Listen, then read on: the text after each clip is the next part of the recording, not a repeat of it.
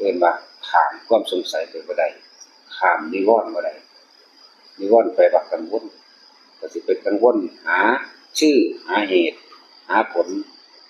หรือหาชื่อเสียงมันเฮ็ดหยังถึงบอกว่า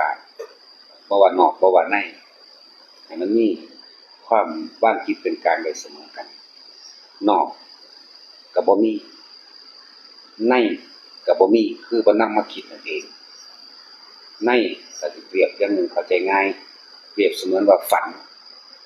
ถ้าเฮาฝันว่าเครื่องบินตกบ้านหลังนั้นหลังนี้ถ้าเฮานำมาคิดทุกข์ร้อนกังวลกับสิ่งที่นำเข้ามาคิดนั่นล่ะมีก็เลยฝันว่าแขวร้อนแขวหลุดอกล่างบ่ดีนั่นล้วนแล้วตั้งแต่ทุกข์ร้อนกังวลกับสิ่งที่นำเข้ามาคิดนั่นแหละคำว่ามี